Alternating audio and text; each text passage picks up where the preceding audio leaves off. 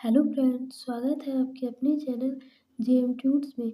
जैसा कि आप सभी को पता है, लास्ट डे हम लोग झारखंड का भूगोल से संबंधित अति महत्वपूर्ण प्रश्नोत्तर को किए थे। तो चलिए उस सेशन को आज हम लोग फिर एक बार कंटिन्यू करते हैं। आज का हमारा पहला क्वेश्चन है, राजमहल टेम्प झारखंड के किस भाग में स्थित है? इसका सही आंसर है ऑप्शन नंबर डी, यानी कि उत्तर पूर्वी भाग में। अगले प्रश्न की ओर चलते हैं। तो अगला प्रश्न है, झारखंड के किस जिले में सर्वाधिक जलप्रपात पाए जाते हैं? इसका सही आंसर है ऑप्शन नंबर डी, यानी कि रांची में। अगले प्रश्न की ओर चलते हैं। तो अगला प्रश्न है, जोन्हा गौतमधारा जलप्रपात झारखंड के किस जिले में अवस्थित है? इसका सही आंसर है ऑप्शन नंबर ए, यानी कि रांची।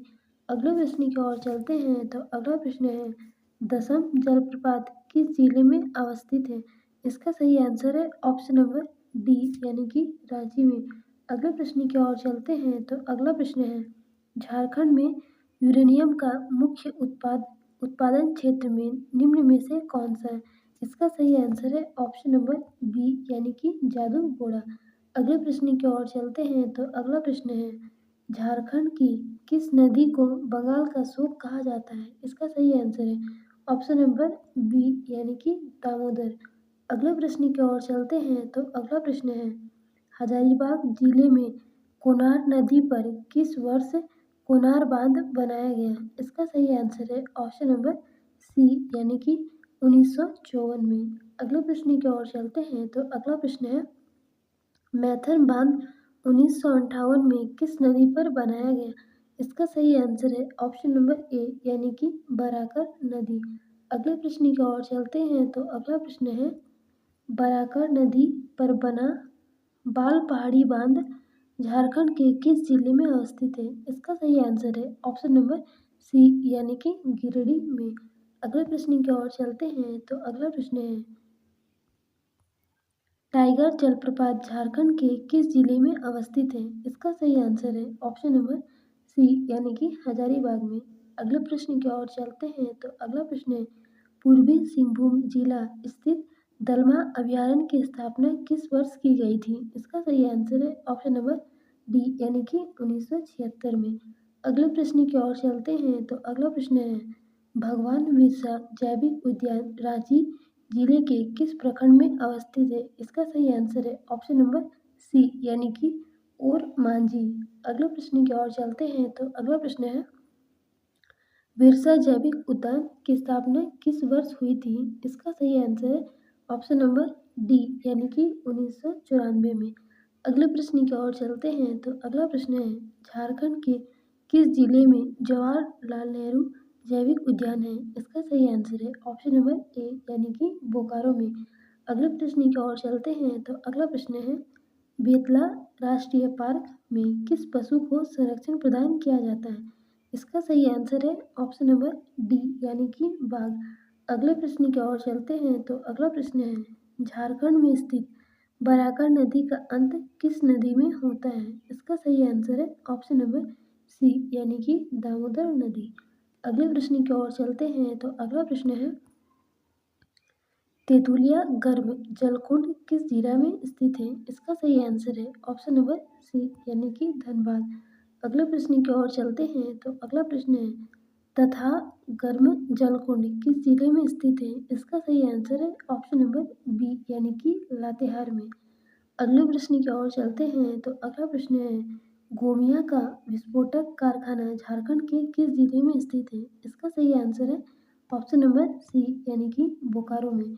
अगले प्रश्न की ओर चलते हैं। तो अगला प्रश्न है, झारखंड में कुल कितना प्रतिशत भूमि पर खेती की जाती है? इसका सही आंसर है ऑप्शन नंबर डी, यानी कि 23% भूमि पर जो है खेती की जाती है। अगले प्रश्न की ओर चलते हैं। तो अगला प्रश्न है, राज्य के कुल क्षेत्रफल का कितना प्रतिशत भूमि कृषि योग्य है? इसका सही आंसर है ऑप्शन नंबर बी, यानी कि 30%। अगले प्रश्न की ओर चलते हैं। तो अगला प्रश्न है, जनगणना 2011 के अनुसार धनबाद जिले की जनसंख्या घनत्व कितना प्रति वर्ग किलोमीटर है? इसका सही आंसर है ऑप्शन नंबर डी, यानी कि 1316 किलोमीटर। अगले प्रश्न की ओर चलते हैं। तो अगला प्रश्न है, झारखंड राज्य की दूसरी सबसे ऊंची चोटी कौन है? इसका सही आंसर है ऑप्शन नंबर ए यानी कि गुलपाट। अगले प्रश्न की ओर चलते हैं तो अगला प्रश्न है झारखंड की सबसे ऊंची चोटी पारसनाथ किस जिले में स्थित है? इसका सही आंसर है ऑप्शन नंबर ए यानी कि गिरिडीह। अगले प्रश्न की ओर चलते हैं तो अगला प्रश्न है सोन नदी का उद्गम स्थल है। इसका सही आंसर है ऑप्शन नंबर ए यानी कि अमरकंटक की पहाड़ी।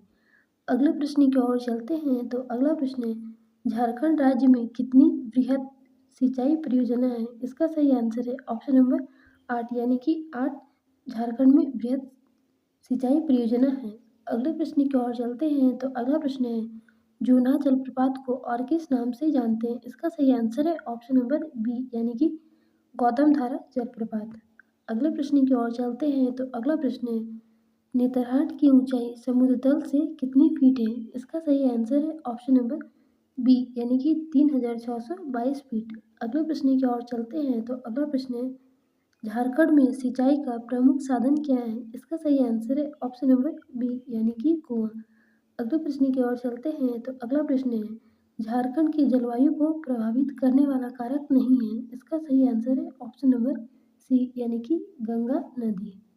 अगले प्रश्न की ओर चलते हैं तो अगला प्रश्न है कोपेन के जलवायु वर्गीकरण अनुसार झारखंड का अधिकांश भाग किस विभाग के अंतर्गत आता है? इसका सही आंसर है ऑप्शन नंबर डी यानी कि CWG एवं CW। अगले प्रश्न की ओर चलते हैं तो अगला प्रश्न है थरनाथवेट के जलवायु वर्गानुसार झारखंड के अधिकांश भाग निम्न में से किस विभाग के अंतर्गत आता है? इसका सही आंसर है ऑप्शन नंबर ए यानी कि शाओ CAW। इसका सही आंसर है। अगले प्रश्न की ओर चलते हैं तो अगला प्रश्न है ट्विथाट के जलवायु वर्गानुसार झारखंड का अधिकांश भाग किस विभाग के अंतर्गत आता है? इसका सही आंसर है ऑप्शन नंबर डी यानी कि CAW एवं AW के अंतर्गत आता है। अगले प्रश्न की ओर चलते हैं तो अगला प्रश्न है झारखंड राज्य की आकृति कैसी है? इसका सही आंसर है ऑप्शन नंबर बी यानी कि चतुर्भुजाकार इसका सही आंसर है।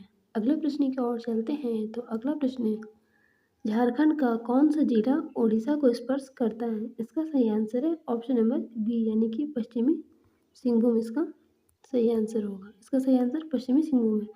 अगले प्रश्न की ओर चलते हैं तो अगला प्रश्न है झारखंड का कौन सा जिला पश्चिम बंगाल को स्पर्श करता है? इसका सही आंसर है ऑप्शन नंबर डी यानी कि धनबाद। अगले प्रश्न की ओर चलते हैं तो अगला प्रश्न है झारखंड का कौन सा जिला छत्तीसगढ़ को स्पर्श करता है? इसका सही आंसर है ऑप्शन नंबर ए यानी कि गढ़वा। अगले प्रश्न की ओर चलते हैं तो अगला प्रश्न है झारखंड का कौन सा जिला उत्तर प्रदेश को स्पर्श करता है? इसका सही आंसर है ऑप्शन नंबर ए यानी कि गढ़वा। अगले प्रश्न की ओर चलते हैं तो अगला प्रश्न है छोटा नागपुर पठार की चट्टानें कैसी हैं? इसका सही आंसर है ऑप्शन नंबर बी यानी कि क्रिस्टलीय एवं कायांतरित। अगले प्रश्न की ओर चलते हैं तो अगला प्रश्न है झारखंड की अर्थव्यवस्था का मुख्य आधार है। इसका सही आंसर है ऑप्शन नंबर ए यानी कि कृषि। अगले प्रश्न की ओर चलते हैं तो अगला प्रश्न है छोटा नागपुर का पठार किस भाग है? इसका सही आंसर है ऑप्शन नंबर ए यानी कि प्रायद्वीपीय पठार का। अगले प्रश्न की ओर चलते हैं तो अगला प्रश्न है झारखंड की सबसे नूतन भौगोलिक संरचना है। इसका सही आंसर है ऑप्शन नंबर ए यानी कि ताजमहल डैम। अगले प्रश्न की ओर चलते हैं तो अगला प्रश्न है झारखंड में सर्वाधिक मात्रा में किस प्रकार के सेल समूह पाए जाते हैं? इसका सही आंसर है ऑप्शन नंबर सी यानी कि आर्केन सेल समूह। अगले प्रश्न की ओर चलते हैं तो अगला प्रश्न है छोटा नागपुर पठार की रचना हुई। इसका सही आंसर है ऑप्शन नंबर ए यानी कि आग्नेय चट्टान से। अगले प्रश्न की ओर चलते हैं तो अगला प्रश्न है छोटा नागपुर के वर्तमान धरातल का निर्माण किससे हुआ? इसका सही आंसर है ऑप्शन नंबर ए यानी कि ग्रेनाइट एवं नीस से। अगले प्रश्न की ओर चलते हैं तो अगला प्रश्न है झारखंड की जलवायु कैसी है? इसका सही आंसर है ऑप्शन नंबर ए यानी कि उष्णकटिबंधीय मानसूनी प्रकार की। अगले प्रश्न की ओर चलते हैं तो अगला प्रश्न है झारखंड में मानसून का प्रवेश प्रायः होता है। इसका सही आंसर है ऑप्शन नंबर ए यानी कि 10 जून। ये प्रश्न बहुत महत्वपूर्ण है, इसको आप ध्यान में जरूर रखिएगा।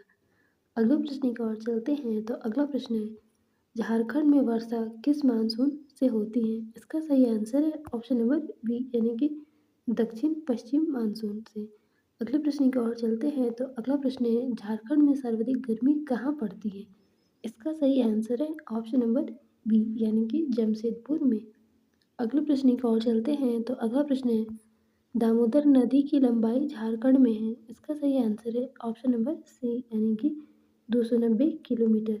अगले प्रश्न की ओर चलते हैं तो अगला प्रश्न है दामोदर घाटी परियोजना है। इसका सही आंसर है ऑप्शन नंबर सी यानी कि बहुउद्देशीय। अगले प्रश्न की ओर चलते हैं तो अगला प्रश्न है दामोदर घाटी परियोजना किस किस राज्यों की संयुक्त परियोजना है? इसका सही आंसर है ऑप्शन नंबर बी यानी कि पश्चिम बंगाल झारखंड इसका सही आंसर है। अगले प्रश्न की ओर चलते हैं तो अगला है स्वर्णरेखा परियोजना कितने राज्यों की परियोजना है? इसका सही आंसर है ऑप्शन नंबर बी यानी कि 3 राज्यों की। अगले प्रश्न की ओर चलते हैं तो अगला प्रश्न है झारखंड में कुल कितनी नदी बेसिन है? इसका सही आंसर है ऑप्शन नंबर सी यानी कि 9 नदी बेसिन है। तो इस सेशन में इतना ही। अगर आपको वीडियो पसंद आया हो तो वीडियो को लाइक ज़रूर करें और चैनल पर पहली बार आए हैं तो चैनल को सब्सक्राइब ज़रूर करें। फिर मिलते हैं नेक्स्ट वीडियो में अगले पार्ट के साथ। तब तक के लिए थैंक यू।